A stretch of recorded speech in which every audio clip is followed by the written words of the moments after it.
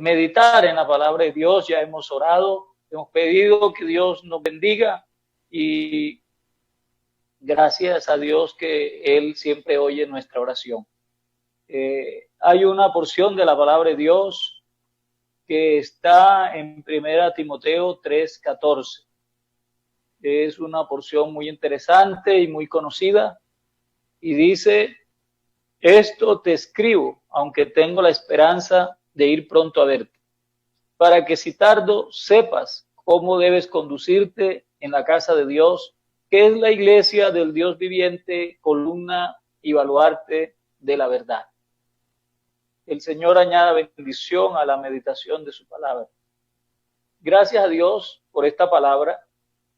El título que nos han dado es la importancia de la educación cristiana en este tiempo y todos los tiempos. La importancia. Algo importante es algo que es crucial, que es adecuado, que es muy conveniente, que es interesante y de muchas consecuencias o resultados. O sea, por eso es importante. Sobre todo porque la educación cristiana, al ser importante, es trascendente, es trascendente. Entonces, qué bueno y qué delicioso que nosotros podamos ser conscientes y le demos esa importancia, porque la importancia se le da a uno como maestro.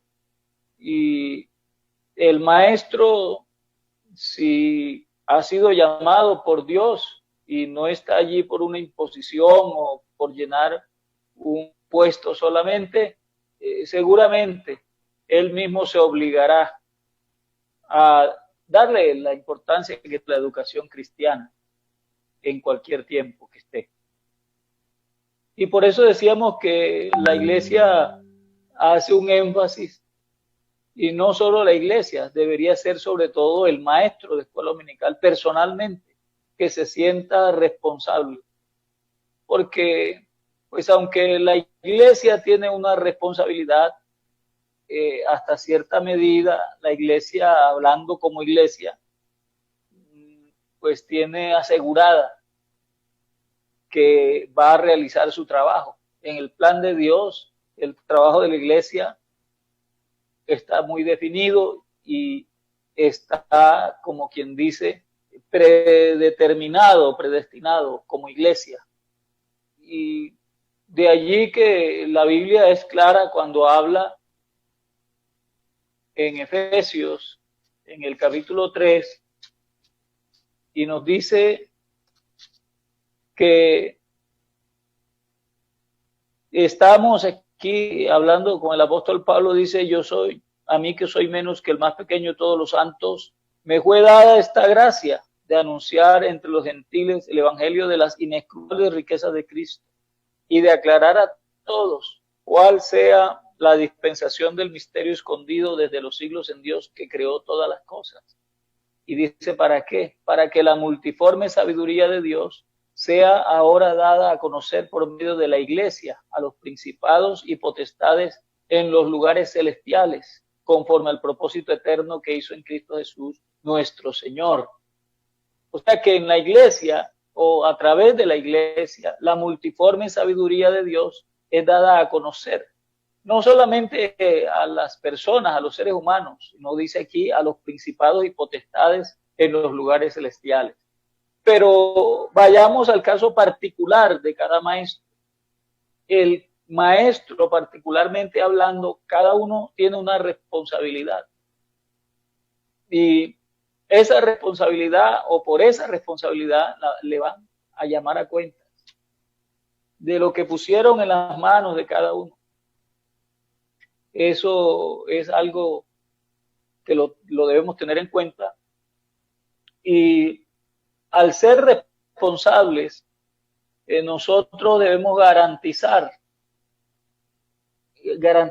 que la educación que nosotros brindamos a los muchachos de nuestra clase, de cualquier edad que sea real, y no deberíamos esperar que como institución nos obliguen, sino que personalmente deberíamos obligarnos nosotros para así poder resarcir el daño que causó el pecado en la vida del ser humano.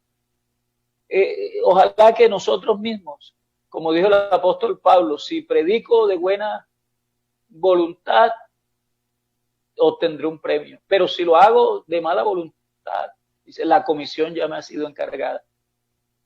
Y por eso cuando el salmista habla en el Salmo 100, dice, servid a Dios con alegría.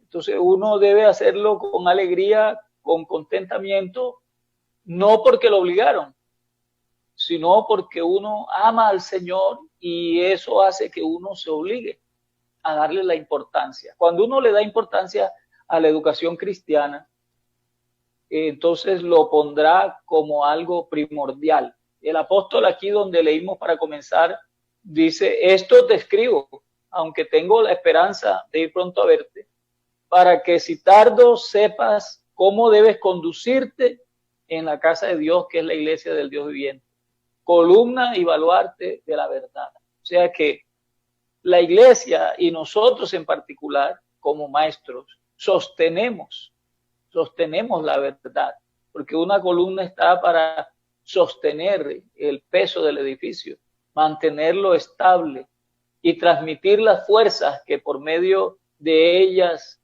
corren hacia los diferentes complementos del cuerpo que es la iglesia y sostener juntos con todos los ministerios la verdad, columna y baluarte, porque la columna sostiene y el baluarte hace que el enemigo de la enseñanza cristiana pues se divida y cuando venga con todo el empuje pues pierda fuerza y entonces encuentre una facilidad al maestro para romper, para derribar todo argumento que el enemigo quiera poner en la mente de las personas. Porque la única forma en que no se enseñe cristianamente es que nosotros como los responsables nos quedemos callados. Y si nos quedamos callados no es porque alguien nos pudiera derrotar, sino porque no estaríamos obedeciendo al ministerio que el Señor nos ha dado. Y eso está en la voluntad de cada maestro, de cada persona como creyente. Entonces, es importante, y aquí dice, porque nos da las directrices para saber cómo actuar, cómo caminar en la iglesia. En la iglesia en Cristo es el único lugar donde ahora mismo la gracia de Dios se manifiesta para salvación a todos los hombres. Entonces, si nosotros sabemos que es una cuestión de vida eterna o de muerte eterna, creo que le daríamos la importancia que tiene para cada individuo escuchar las enseñanzas del Señor Jesucristo. Educar, pues es algo interesante, porque se le están dando normas al que uno educa. Se le están dando unas costumbres, se le están dando unos modales, unas reglas que le sirven a la persona para que se ubique y aprenda a desempeñarse en la vida. Yo creo que cuando uno lo enseñan desde niño con una educación cristiana, entonces nada le parece difícil ni imposible. Porque aplicándolo a la vida cotidiana, las normas cristianas, los métodos cristianos son la salida que Dios le da al hombre para que se escape de la condenación eterna, para que se escape de la mediocridad, para que se escape de una vida ociosa, porque la ociosidad es algo que lleva al castigo. Imagínense que a Sodoma y a Gomorra dice que la condenaron por su abundancia de ociosidad. Se volvieron ociosos porque tenían tantas cosas. Tenían, podríamos decir, muchas bendiciones, tenían riquezas, tenían poder, tenían fuerza, eran una extraordinaria ciudad, por así decirlo. pero dice que su abundancia de ocio lo llevó a que fueran castigadas. Entonces un muchacho puede tener de todo, se le puede enseñar cualquier cantidad de cultura secular, se le puede llevar a una profesión muy elevada, pero si no tiene unos principios adecuados, pues no podrá administrar lo mucho que tenga, las riquezas que posea, porque el direccionamiento adecuado que trasciende y que lleva a la eternidad es la enseñanza cristiana, porque son los principios de Dios. Los principios de Dios son los que imperan en el camino de la vida cristiana. Entonces un maestro es maestro de eso, de los principios de Dios. Nosotros no somos maestros seculares para enseñar paradigmas o fábulas de viejo. Y la educación cristiana es eso tan importante que puede llevar a un niño a la perfección. De hecho, ya el proverbio dice desde mucho tiempo antes, instruye al niño en su carrera y cuando fuere viejo no se apartará de ella. Y eso es interesante mirarlo. En 1 Timoteo 4 dice algo importante, porque decíamos que es importante la educación cristiana en cualquier tiempo porque es trascendente. Mire lo que dice en 1 Timoteo 4, versículo 7. Desecha las fábulas profanas y de viejas. Ejercítate para la piedad, porque el ejercicio corporal para poco es provechoso, pero la piedad para todo aprovecha, pues tiene promesa de esta vida presente y de la venidera. Palabra fiel es esta y digna de ser recibida por todos. Bendito sea el nombre de Jesús. Entonces nosotros estamos mirando allí que hay cosas que aprovechan algo. Por ejemplo, aquí lo está comparando y dice, el ejercicio corporal para poco es provechoso. No es que no sea provechoso, no es que no sea bueno.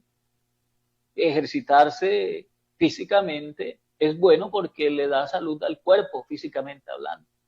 Pero eso solo sirve hasta que uno se muere.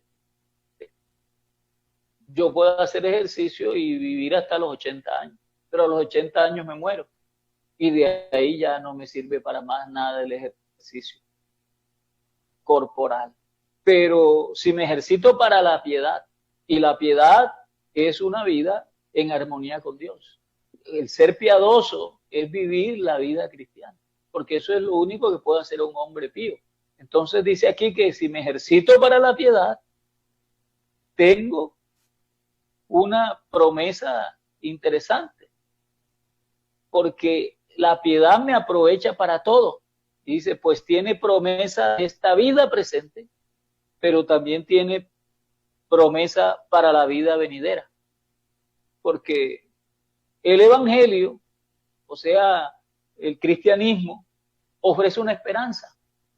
Y esa esperanza es que un día va a haber resurrección de justos y de injustos. Y que los justos van a resucitar como resucitó Jesucristo. Y el Señor Jesucristo tiene una vida indestructible, porque la Biblia dice que aunque fue crucificado en debilidad, ahora vive por el poder de Dios y tiene una vida indestructible. Entonces, eso quiere decir que la piedad nos puede llevar a tener una vida indestructible, una vida eterna, que es provechoso tenerla, porque los grandes esfuerzos del ser humano han sido siempre perpetuarse, ha sido siempre trascender, pero la única forma de hacerlo es si uno conoce el camino para llegar a ese punto. Y el único camino es Jesucristo. Entonces, por eso hay educación cristiana, porque Cristo dejó unos principios, y esos son los principios de Dios, y no cambian, son inamovibles, permanecen para siempre, porque es lo que dice la carta de Pedro en el primer capítulo, dice, siendo renacidos de una simiente incorruptible, no de simiente corruptible, sino de incorruptible, porque por la palabra de Dios, porque dice que todo hombre es como hierba, y la gloria del hombre como la flor de la hierba. La hierba se seca y la flor se cae. ¿Sí? Pero más la palabra del Dios nuestro permanece para siempre. Y esta es la palabra que por el Evangelio os ha sido anunciada. Entonces el Evangelio anuncia, es el propósito de Dios, el plan de Dios para salvar al hombre de esa vida de ruina que vive. Porque la verdad es esa. A veces no nos gusta darle el crédito a lo que Dios dice, pero Dios lo dice por algo. O sea, cuando el mismo Pedro, recuerden el capítulo 1, el versículo 18, a los creyentes le dice, sabiendo que fuiste rescatados de vuestra vana manera de vivir, la cual recibisteis de vuestros padres. O sea, que la existencia que tiene un muchacho o cualquier ser humano en esta vida, la existencia que viene por el nacimiento de padres y madres humanos, es vana porque es pasajera, porque no dura mucho, en comparación con la eternidad, no es nada, porque si yo vivo 100 años, eso no es nada comparándolo con una eternidad. Pero entonces, note usted que a mí siempre me ha llamado la atención un versículo que dice, y caminó Enoc con Dios, y desapareció, porque se lo llevó Dios. O sea que él caminó, humanamente hablando, 300 y algo de años. Pero ya a la postre, él llegó un momento en que desapareció. Y claro, de pronto humanamente nadie sabía qué pasó con él. Pero dice aquí en la Biblia segura que fue que el Señor lo llevó para que estuviese con él por la eternidad. Entonces es mejor, por eso, como dice el salmista, un día en tus atrios que 1000 fuera de ellos. Entonces la educación cristiana nos provee de un conjunto de normas cristianas, de principios divinos que nos hace trascender a esta vida pasajera. Y por eso es importante enseñar al niño en la vida cristiana. Por eso es importante, porque eso depende de dónde va a pasar la eternidad.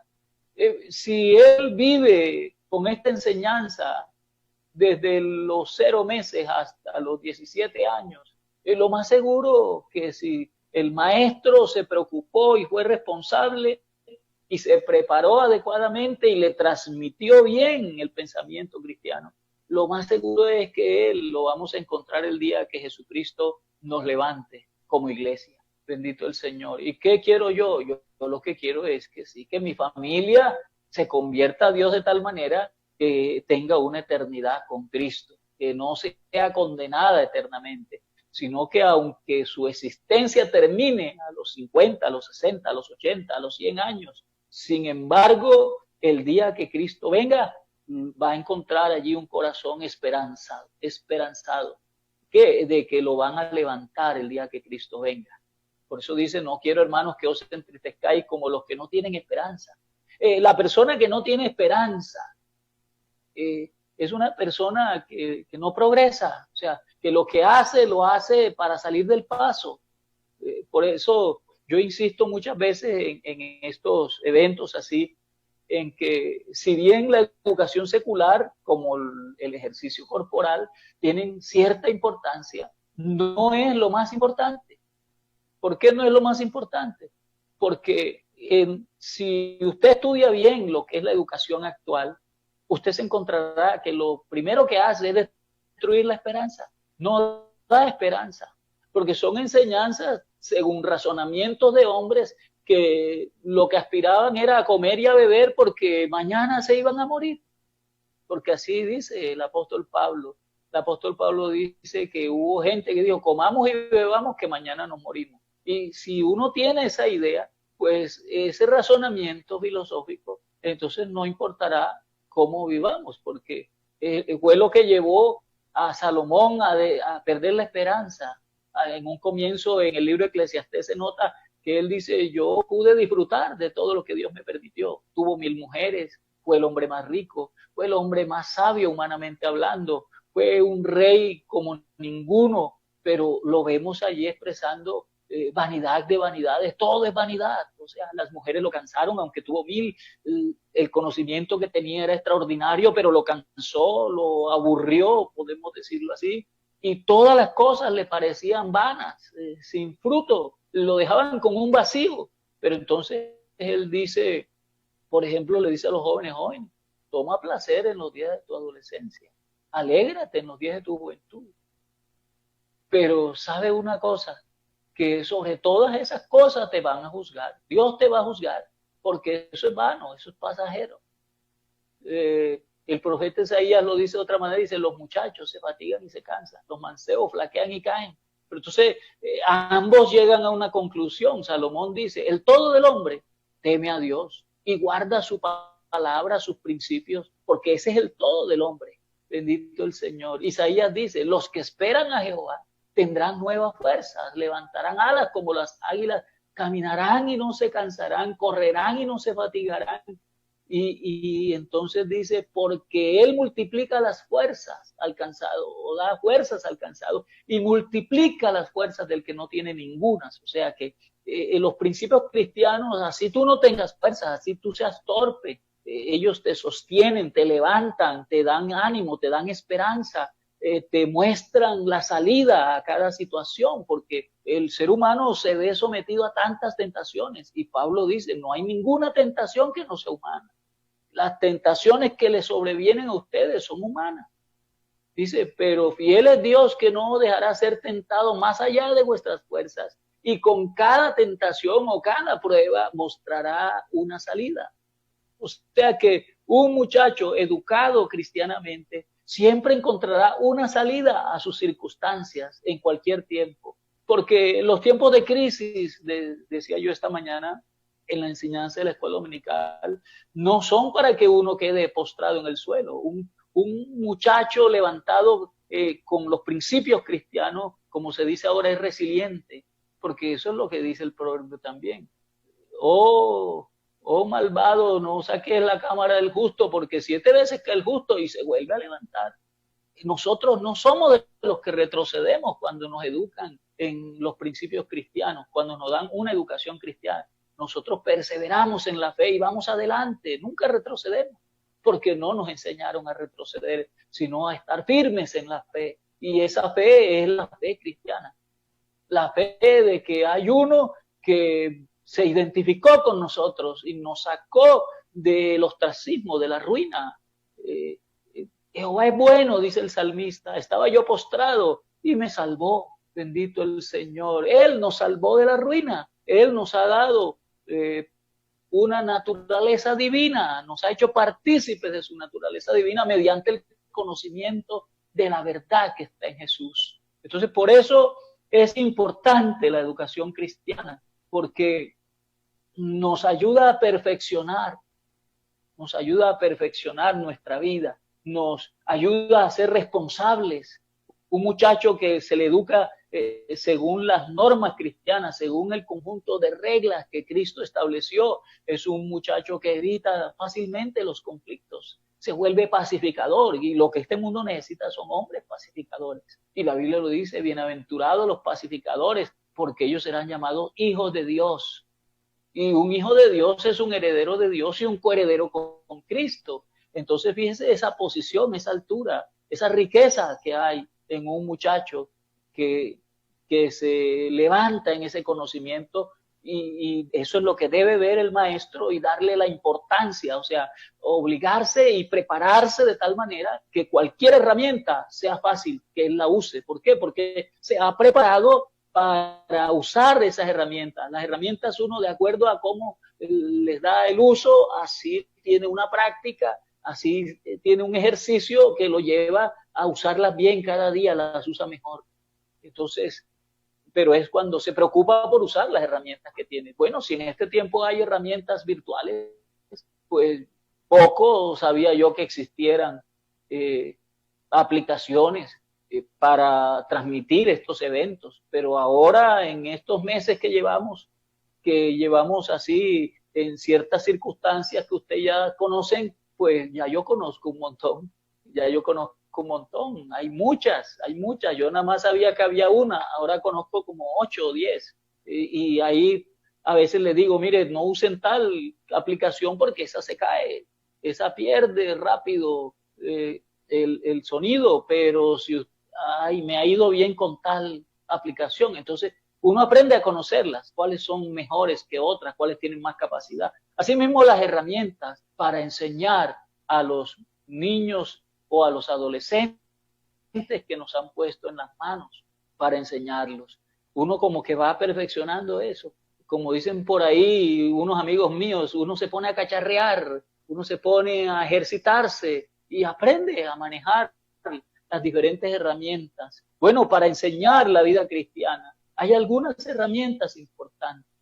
Entonces usted que no sabía nada de exégesis, que no sabía nada de escatología de pronto, o usted no sabía nada de hermenéutica, o no sabía nada de homilética, entonces usted empieza a buscar la forma de transmitir mejor estos conocimientos que Dios le va revelando, porque a un maestro Dios le va revelando su palabra a medida que él escudriña las escrituras, que él se dedica a una vida de oración, de una vida de diálogo con Dios, ese roce continuo con el Señor lo va haciendo una persona preparada, una persona sabia, porque el conocimiento sin sabiduría, el conocimiento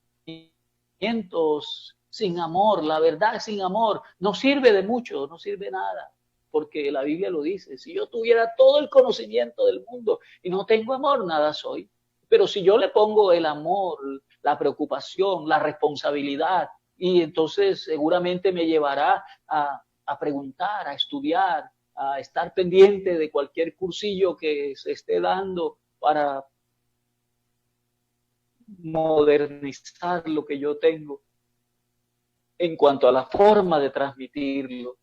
Entonces seguramente cada día lo haremos. Dios me va dando esa libertad, esa capacidad de expresar lo que Él quiere que yo exprese. Pero claro, primero debo conocer yo los principios y debo tener y saber manejar bien las herramientas con las cuales puedo transmitir esos principios. Bendito sea el Señor.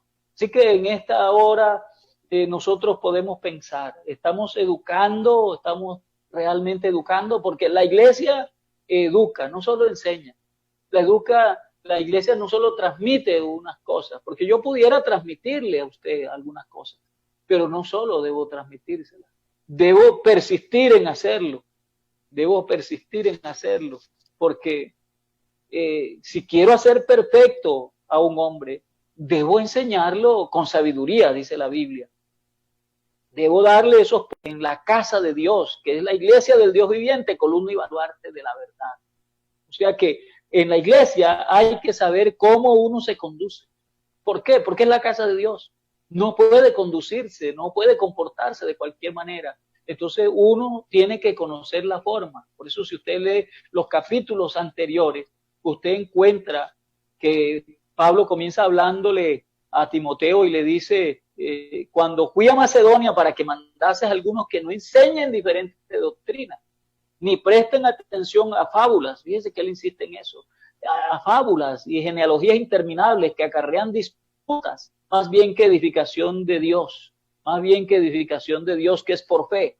Así te encargo ahora, pues el propósito de este mandamiento es el amor nacido de corazón limpio y de buena conciencia y de fe no fingida. O sea que cuando tú educas de una forma cristiana al niño, en unos principios cristianos, el muchacho no tendrá una fe fingida, o sea, tendrá una fe genuina, real, y una fe ubicada realmente en Dios. Oiga, eso trae un premio extraordinario, eso trae un final feliz. ¿Y quién no quiere un final feliz para los suyos, para los que están a su alcance, para poder moldearlos? Entonces, por eso dice, porque algunos se apartaron a vana palabrería, se han desviado de la fe y queriendo ser doctores de la ley sin entender ni lo que hablan ni lo que afirman. Dice, aunque sabemos que la ley es buena si uno la usa legítimamente, pero sobre todo la ley es, dice aquí, da una lista larga para los fornicarios, los sodomitas, los secuestradores, los mentirosos y perjuros, y para cuanto se oponga a la sana doctrina, según el glorioso evangelio del Dios bendito que a mí me ha sido encomendado. Entonces, por eso él le hace unas recomendaciones, porque si él guarda esto, más adelante también le dice, si alguno enseña otra cosa y no se conforma a esas sanas palabras del Evangelio del Dios bendito, o sea, las sanas palabras de nuestro Señor Jesucristo y la doctrina que es conforme a la piedad, dice, está envanecido, nada sabe, delira acerca de cuestiones y contiendas de palabras de las cuales nacen envidias, pleitos, blasfemias, malas sospechas, disputas necias de hombres corruptos de entendimiento y privados de la verdad, que toman la piedad como fuente de ganancia. Apártate de los tales.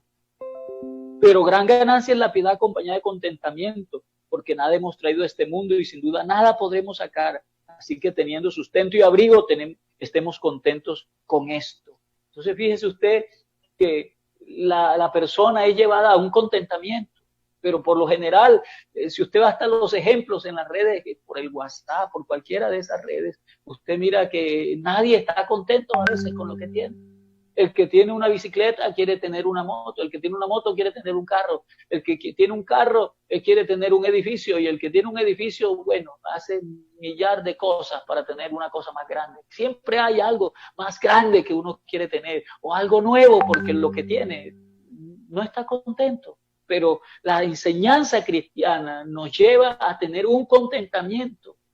Y fíjense que en este tiempo, el que no está contento porque no quiere sujetarse, entonces se inventa un montón de pensamientos y de fábulas raras para poder violar la norma que dice que hay que estar quieto en casa, porque ya no cabe con su cónyuge o no soporta a sus hijos, y entonces se está asfixiando y no sabe, porque no sabe cómo construir su vida allá en el hogar, y mucho menos su vida cristiana. Entonces, por eso, cuando a alguien lo ejercitan para la piedad, cuando a alguien lo educan en los principios cristianos, la importancia se ve en que uno nota que lo que él construye, lo construye duradero para la vida eterna, para la eternidad. Es algo estable. Una persona con principios cristianos es estable, es pacífica, es benigna, está contenta, cualquiera sea la circunstancia o su situación. Pablo lo dijo. Pablo dijo, yo he aprendido a estar contento, cualquiera sea mi situación o circunstancia. Sé estar viviendo con humildad en escasez, pero también sé vivir cuando hay abundancia. Entonces dice, todo lo puedo en Cristo que me da las fuerzas, porque el que está en Cristo es el que permanece en Cristo guardando sus principios, sus palabras. Y si eso es lo que tú siembras allí, será un fundamento estable. Porque la Biblia dice, edificado sobre el fundamento de los apóstoles y profetas, siendo la principal piedra del ángulo Jesucristo mismo. Dice, en quien todo el edificio bien coordinado va creciendo para ser un templo santo en el Señor, para morada de Dios en espíritu. Entonces imagínense, una casa que está edificada sobre Jesucristo es estable. Eso no importa que sople en cualquier viento de doctrina, o sea, cualquier conocimiento diferente o cualquier doctrina de hombre, eso no importa. Puede venir lo que sea en ese aspecto, la casa está firme porque está en Cristo. Puede descender la frialdad más grande, puede venirse la apostasía más grande, pero la casa que está allí sobre la roca, porque alguien fue enseñado a cavar, a ahondar, a no andar por la orillita, sino a ser ejemplo a los demás, entonces permanecerá firme. El diablo viene como un río, pero no, el Espíritu del Señor levanta bandera contra él. ¿Por qué? Porque ese es territorio de paz. Allí donde está la bandera del Espíritu Santo tomando posesión, ese es territorio de paz.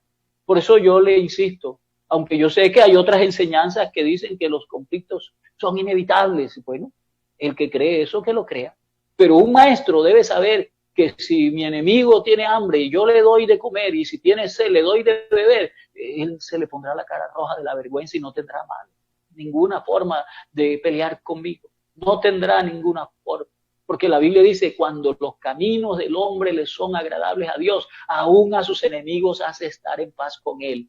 Yo creo eso porque la Biblia lo dice. Porque si la Biblia lo dice es porque Dios lo enseñó para que nos fuera a nosotros como base del contentamiento y de la paz en que podemos vivir. Y que si el que te quiera obligar una milla, ve con el 2. Que si te quieren quitar la capa, dale también la túnica. Esos son los principios cristianos en los cuales nos enseñaron desde niños.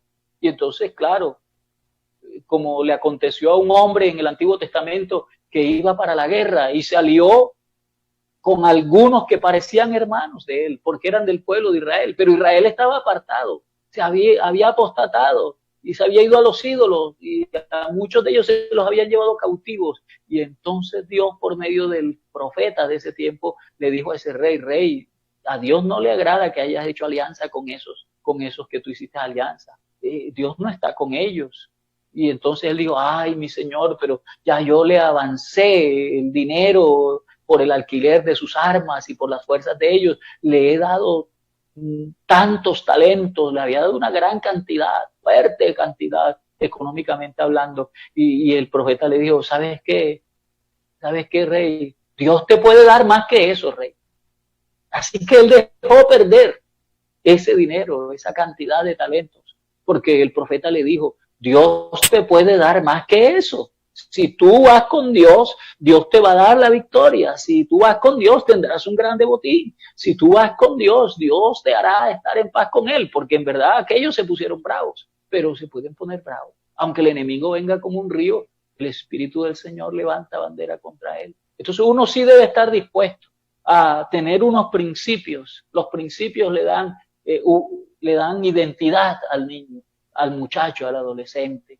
Los principios ubican a la persona y le dice cómo comportarse y cómo es lo que hay que hacer para la salvación. Porque aquí lo dice, si tardo sepas cómo debes conducirte en la casa de Dios, que es la iglesia del Dios viviente, columna y baluarte de la verdad. Y usted, querido maestro, puede mirar los capítulos anteriores y verá que le enseña qué testimonio hay que tener para ser servidor en la iglesia, qué forma de vestirse, porque algunos a veces discuten, es que yo por qué voy a vestir de tal o cual manera. Pues yo no tengo que decirle sino lo que dice la Biblia, porque aquí lo dice, la Biblia lo dice, como por ejemplo aquí dice, mire, palabra fiel, si alguno anhela obispado, buena hora desea. Pero es necesario que el obispo sea irreprensible, o sea, que no haya que estarlo corrigiendo, él mismo se corrige porque se mira en el espejo de la palabra y ve dónde está algo mal puesto y lo arregla. El marido de una sola mujer, sobrio, o sea, no se embriaga con nada, no se embriaga. O sea, porque si se pone en internet, no se embriaga con lo que está alrededor, sino que va directo a buscar la herramienta que necesita para la enseñanza, no se entretiene en otra cosa, que no se embriaga de nada. Es prudente, porque el prudente es el que ve el mal y se aparta, es decoroso, es hospedador, es apto para enseñar, o sea, tiene la capacidad para enseñar porque se ha preparado en Dios y porque también en las herramientas seculares que tiene a su alcance, él echa mano porque se dedica tiempo a eso. Entonces dice, no dado al vino, no pendenciero, no codicioso de ganancias deshonestas, sino amable, apacible. Eso viene cuando uno escudriña las palabras, se empapa de ellas y permite que el Espíritu Santo llene el corazón.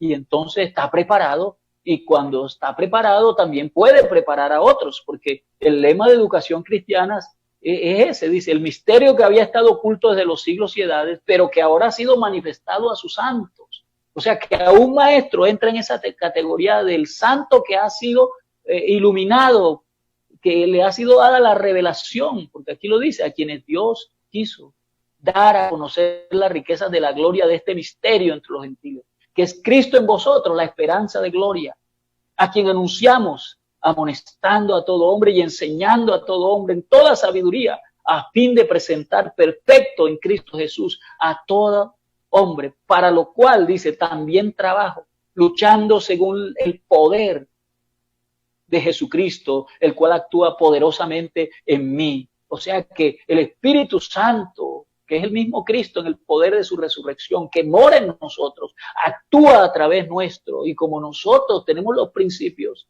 guardamos su palabra, entonces Él no tiene impedimento para rogarle a ese muchacho y de corazón a corazón tocarle, afectarle el ser integral, para que él desde muy muchacho se convierta a Dios y ponga su esperanza en Dios. Y entonces cuando Cristo venga lo hallará todavía erguido, en pie, esperándolo. Bendito el Señor. Porque nosotros no estamos pensando en las cosas de esta tierra. Nosotros buscamos las de arriba, así como los que nos dejaron de testigos en la Biblia.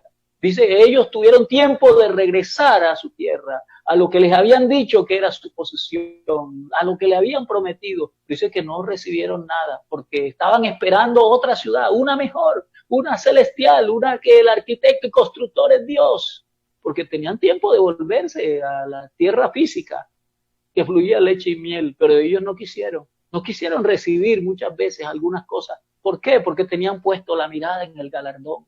Entonces, cuando a ti te dan una esperanza desde niño, cuando te enseñan y te muestran lo importante que es guardar esa enseñanza, esa educación, entonces, primero que todo, que tú vas en este mundo con una libertad extraordinaria. Segundo, que tú ves fácilmente las salidas a cada situación crítica que se presenta, a cada circunstancia que quiere entorpecer la relación tuya con ese Dios tan maravilloso que tenemos. Y además de eso, entonces tú puedes evitar los conflictos, porque el Señor sí enseña en su palabra cómo evitarlos. Bendito el Señor. Y tú procurarás no serle tropiezo a nadie. Entonces, si un maestro ve la importancia de eso, porque esto tiene una importancia y uno es el que se la da, y le muestra a los muchachos que enseña, que educa, que es importante, y le muestra el amor que le tiene a eso que hace, él se va a dar cuenta que es importante. Y si es importante, vale la pena. Si es trascendente, vale la pena ejercitarse en ello. Bendito el Señor, porque lo triste de Sansón fue eso. Él tenía algo que lo hacía diferente a los demás hombres, pero se dejó someter a presión, no quiso salir de la circunstancia en que estaba, no aprovechó el momento de la crisis para superarse, para reinventarse, como dicen ahora. No se transformó por medio de la renovación de su pensamiento, de su entendimiento, y entonces quedó en los brazos y en las piernas de Dalila, que le cortó el cabello, porque él, cuando se vio sometido a mortal angustia, no vio la salida, no la vio porque estaba pensando solo en su fuerza, en su fama, y entonces él no supo salir, y dice que le cortaron el cabello y le sacaron los ojos. O sea, una persona que no es capaz de salir de las circunstancias adversas, él pierde su visión, él pierde su fuerza, porque él mismo lo había dicho. Dice, el día que me corten el cabello, ese día seré como los demás hombres. ¿Y qué representaba ese cabello? Ese cabello representaba consagración. Ese cabello representaba una intimidad con Dios especial, una cercanía, una dependencia. Y Dios lo había sacado muchas veces, pero él abandonó eso, porque no fue consciente de los consejos que le dieron. Y entonces quedó preso, quedó ciego y quedó moliendo como un burro. Bendito el Señor. Pero ojalá que nosotros, hermanos, que nosotros de verdad seamos conscientes y le demos la importancia que tiene la enseñanza. A veces hay maestros que se desaniman porque dicen, es que yo nunca entro al salón a recibir alimento. Pero es que un maestro no está allá para recibir el alimento, está para darlo. Está para darlo. Él se fortalece en su Señor y en el poder de la fuerza de Jesucristo. Él vive conectado con su Dios. Y entonces, cuando se le da la oportunidad, pues claro, escucha estas oportunidades, escucha. O si algún día se turna con otro maestro, escucha algo del pastor. Pero si no tiene esa oportunidad, porque de pronto la clase nada más lo tiene a él, en el lugar donde está nada más hay poquitos y nada más está él en esa clase. Y entonces, él, ¿dónde se alimenta? Él se alimenta directamente de la palabra y le ruega a Dios de rodillas que lo alimente, que lo sustente, que le dé fuerza. Y Dios lo hace para que tenga algo con que compartir a los demás. Bendito el Señor. Qué hermoso es poder depender, que nuestras fuerzas dependan de nuestro Señor. Aquí podemos mirarlo claramente. El apóstol le está diciendo a Timoteo cómo debe comportarse. Cómo debe comportarse, cómo debe incluso vestirse, cómo debe ser su actitud, cómo debe. Y entonces, ¿para qué debe eso? Dice, para conducirte bien, Timoteo, para que te conduzcas bien, para que sepas cómo caminar en el camino cristiano, en la iglesia del Dios viviente, que es columna y baluarte de la verdad. Bendito el Señor. En otra parte le dice, sé ejemplo a los creyentes, en conducta, en espíritu, en fe, en amor, en pureza. ¿Y por qué? Porque él era el maestro de la iglesia de los Efesos. Y por eso él le da todas estas instrucciones. Oh maestro, aunque seas joven, dice, ninguno tenga en poco tu juventud. Sé ejemplo a los creyentes. En palabra, conducta, amor, espíritu, fe, pureza. Ten cuidado de ti mismo y de la doctrina. Persiste en ello. pues haciendo esto te salvarás a ti mismo y a los que te oyeren. Y después le da otras instrucciones, dice, no reprendas al anciano, exhórtale como a padre. Y fíjense que le está dando indicaciones de cómo es que se debe conducir. A las ancianas, trátalas como a madres, a las jovencitas, si es un varón, como a hermanas, con toda pureza. Si tienes viudas en tu casa, mira, hónralas, haz así, haz de esta otra manera. Entonces, fíjese, y por último le dice, si esto enseñas, entonces serás un buen obrero, serás un buen maestro. Aleluya. Procura presentarte a Dios aprobado, dice, como obrero que no tiene de qué avergonzarse, que traza bien la palabra de verdad. Porque los que quieren enriquecerse caen en tentación y lazo y en muchas codicias necias y dañosas que hunden a los hombres en destrucción y perdición. Tú no quieres que un muchacho que pase por tus manos caiga en esa situación. Por eso cuando el escritor a los hebreos dice, les escribe y le dice, contentos con lo que tenéis ahora, porque el Señor dijo, no te desampararé ni te dejaré, por lo cual estoy seguro que no le temeré lo que me pueda hacer el hombre. Dice, obedeced a vuestros pastores, porque ellos velan por vuestras almas, como que lo hagan bien. ¿Por qué? Porque que no lo hagan como quejándose, porque no les conviene a ustedes. Y dice, mira cómo es su conducta, mira cómo es el resultado de su fe, porque Jesucristo es el mismo ayer y hoy y por los siglos. O sea que uno va mirando a alguien y alguien lo va mirando a uno. Y de acuerdo, si transmite el testimonio fiel, si da fielmente el alimento a su tiempo, si es un buen siervo que no dice mi Señor tarde en venir y empieza a golpearse y a pelearse y a entrar en conflictos con los demás que están a su alrededor, dice, vendrá su Señor en el día que no lo espera y el día que no sabe, y lo tomará y lo castigará duramente y lo echará donde es el lloro y el crujir de dientes. Pero el siervo fiel, el que está allí, sea la primera vigilia, la segunda vigilia, la tercera vigilia de la noche, está allí y abre inmediatamente que su Señor llama a la puerta. Dice, ¿sabes qué le dirá? Siéntate en la mesa, que te voy a servir.